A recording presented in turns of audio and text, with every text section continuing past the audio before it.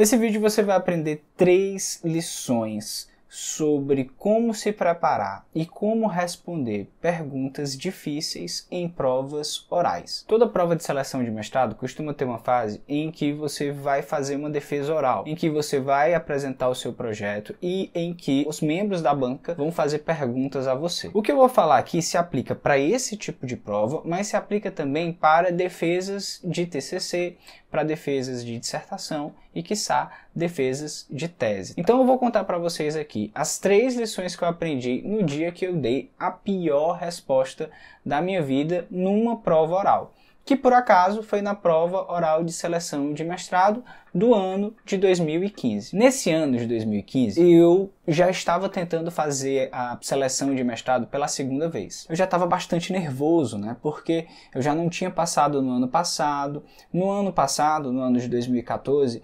eu tinha passado o ano todo estudando, tinha passado o ano todo me preparando, fiz a prova de seleção de mestrado da UNB e da UFC e não consegui passar nem da primeira fase de nenhuma dessas 2 provas. Sendo bem sincero, eu também não passei na primeira fase da prova de seleção de mestrado da UFC do ano de 2015. Essa seleção foi tão difícil que nós tínhamos, acho que eram 36 vagas. Iam passar no mestrado da UFC do ano de 2015, 36 alunos. Da primeira para a segunda fase, passou menos alunos do que o número de vagas. Ou seja, eles precisavam ter alunos suficientes para concorrer e não passaram nem os 36 que seriam ali o número exato de vagas. É como se você tivesse chegado na prova oral e tivesse apenas 20 alunos, quando na verdade haviam 36 vagas. Os professores da banca foram bastante rigorosos na correção e, de certo modo, eu nem concordei tanto com algumas correções. Tanto que eu não concordei que eu fiz um recurso. Meu recurso foi acatado e por esse motivo é que minha nota foi revista e eu consegui ter nota suficiente para participar da fase oral dessa seleção de mestrado. Para você entender um pouco como é que estavam os ânimos. Eu estava nervoso e todos os demais também estavam nervosos. Lá, na hora que você vai fazer a prova, você tem uma sala onde é a sala onde as pessoas estão fazendo a arguição oral e você fica esperando lá atrás, no outro lado. Você fica esperando meio que num corredor ali.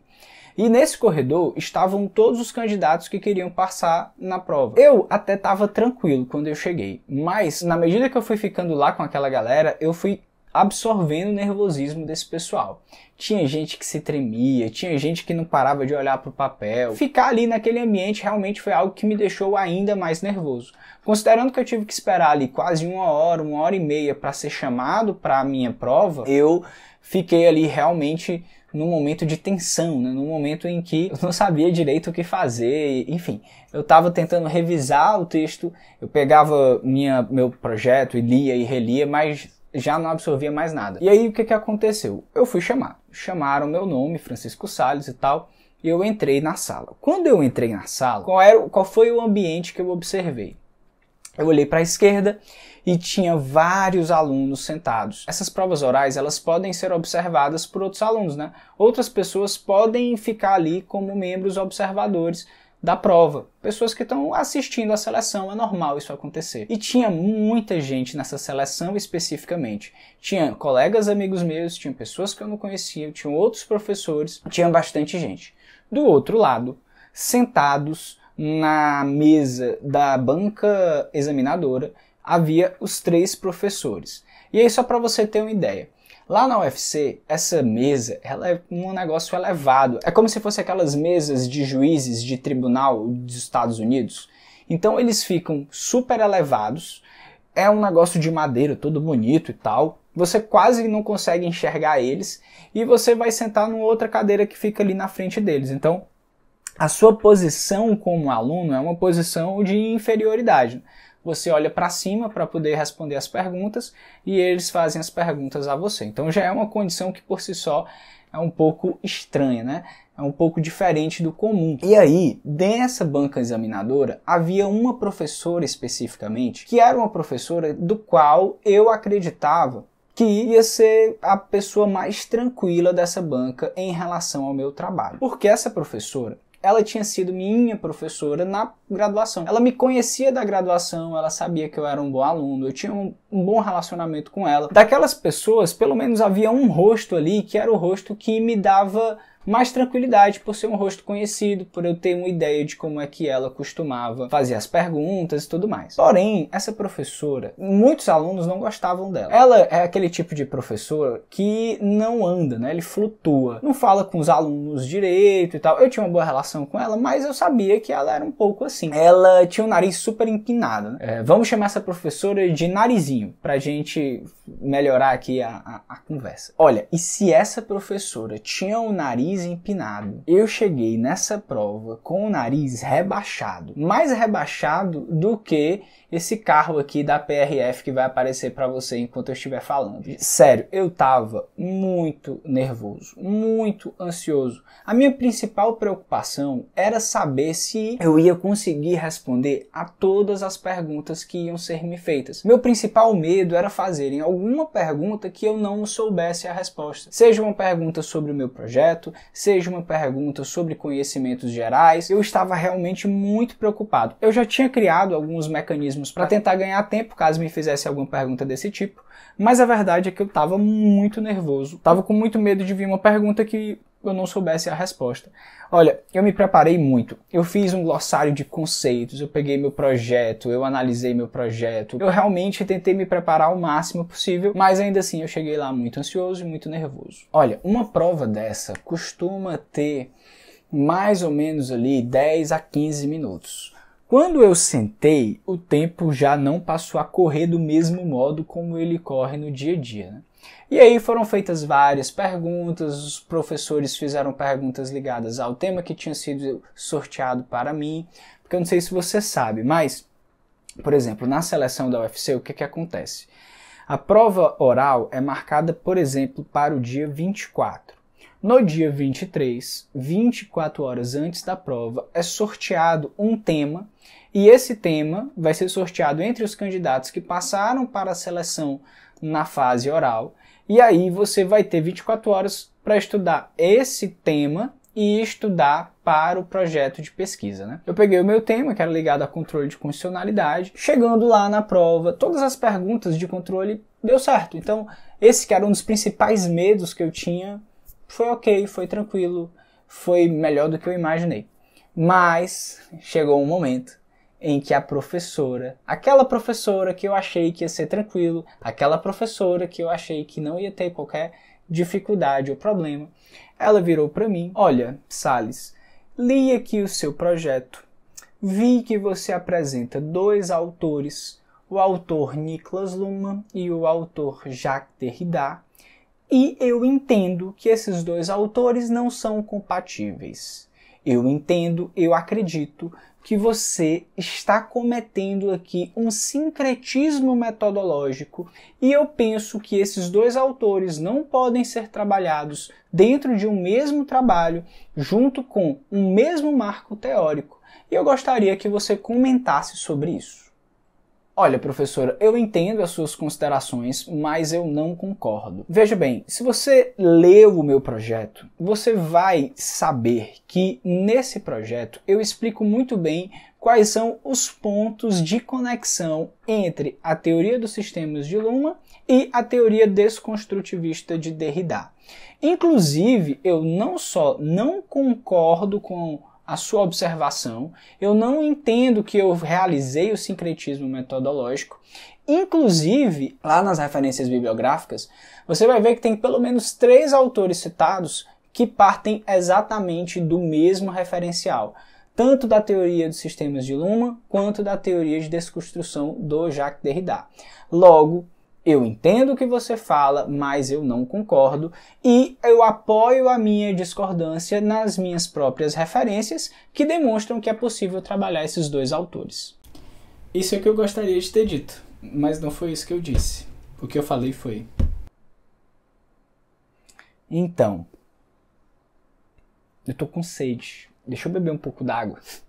Tô brincando, né? Mas a minha reação foi: eu fiquei parado, eu não sabia muito o que dizer. Para mim, eu passei um minuto parado ali, congelado. Foi bem menos, mas na minha cabeça foi 1 minuto que eu fiquei ali tentando pensar numa resposta que eu pudesse dar para aquela mulher, porque ela basicamente virou para mim e falou assim: olha, teu projeto ele não serve e todo o marco teórico que tu trabalhou é mesmo que nada, porque você está apresentando 2 autores que não são compatíveis, logo você cometeu um erro aqui que é um erro básico no seu projeto, logo seu projeto não merece ser aprovado. Foi assim que eu li a pergunta dela. E aí, para ganhar tempo, eu bebi água, peguei uma garrafa d'água que eu tinha perto lá, bebi para ver se eu ganhava algum tempo para pensar numa possível resposta. Peguei o meu projeto, comecei a folhear meu projeto e aí eu falei: olha, professora, eu entendo a sua observação. Esse projeto se trata de um projeto que está numa fase inicial, ele é um projeto, e o projeto por natureza ele é uma proposta de trabalho. Logo, o fato dele ser uma proposta de trabalho me possibilita que, entrando no mestrado, eu possa fazer as alterações necessárias e, caso seja necessário, eu posso inclusive retirar esse autor caso eu perceba que ele realmente não seja incompatível. Olha, muitas pessoas leram meu projeto, tá? Inclusive o Edvaldo leu meu projeto, não sei quem leu meu projeto, e ninguém falou disso. Então eu acredito que não há essa incompatibilidade que é dita, mas se houver, não há problema algum em a gente fazer adaptações, em a gente retirar, em a gente modificar. Mas e aí, o que aconteceu depois? Ela se deu por satisfeita, os outros professores fizeram as perguntas que eles tinham para fazer e quando eu terminei a prova eu tinha certeza que eu não ia passar. Mas aí eu passei, deu tudo certo, eram 36 vagas, eu fiquei em 35º e ficou ali 3 lições importantes para mim. Vamos lá. A primeira lição é a seguinte: é de que eu não deveria ter ficado naquele ambiente onde estava todo mundo muito nervoso. O fato de eu ter ficado naquele ambiente foi algo que realmente me prejudicou, porque eu absorvi o nervosismo daqueles outros candidatos. Eu costumo ser bastante tranquilo quando eu vou fazer prova, mas o fato de eu ter ficado ali não contribuiu para o meu melhor desempenho. Então é importante você tomar cuidado quando você for fazer esse tipo de prova, para que você não seja influenciado negativamente pelos outros candidatos. Existem várias coisas que você pode fazer. Você pode ficar mais afastado, você pode levar um fone para ouvir uma música que lhe deixa tranquilo. Você não precisa estar naquele ambiente necessariamente para não correr o risco de sofrer e ser influenciado pelo nervosismo dos demais candidatos. O segundo erro, que para mim é um erro muito sério, é eu não ter o domínio completo do meu projeto. Veja bem, a melhor resposta para essa pergunta estava no meu projeto. No meu projeto, eu tinha autores que referenciavam aqueles 2 autores que ela disse que não era compatível. Se eu dominasse completamente o meu projeto, se eu não tivesse tão nervoso, eu teria lembrado disso, eu teria usado o meu próprio projeto para responder e ainda teria passado a ideia de que ela talvez não tivesse lido tão atentamente o meu projeto assim. Então, para mim, esse foi um erro realmente muito sério.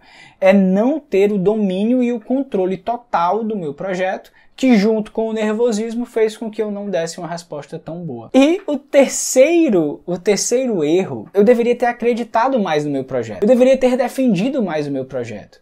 Eu não deveria ter abaixado a cabeça como eu abaixei para aquela professora, porque o meu projeto ele estava consistente, ele era bom. Tanto era bom que numa seleção mais difícil, com mais alunos concorrendo, eu consegui passar com o mesmo projeto lá na UNB.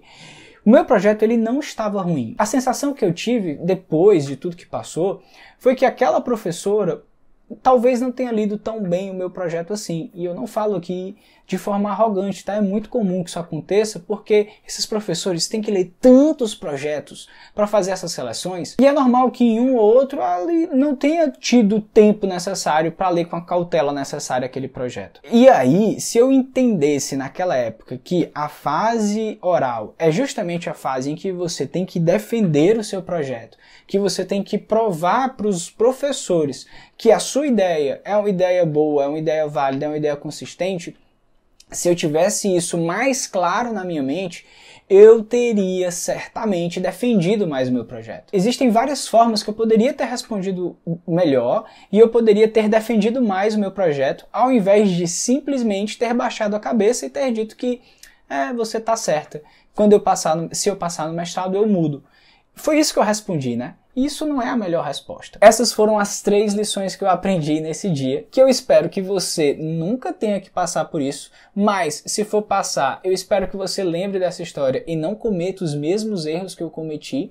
E eu queria fazer uma pergunta aqui. Você tem algum medo específico numa prova de seleção como essa? Uma prova oral, uma prova de mestrado, uma prova de conhecimentos gerais? Você já passou por alguma situação parecida com essa minha? Sim, deixa aqui nos comentários que eu tenho muita curiosidade de saber um pouco mais sobre as histórias de vocês que me seguem, beleza? E caso você queira ver mais conteúdo sobre como se preparar para provas orais, como responder melhor às provas orais, eu vou deixar esses vídeos aqui disponíveis para que você possa, então, ver mais conteúdos desse tipo. Valeu e tchau!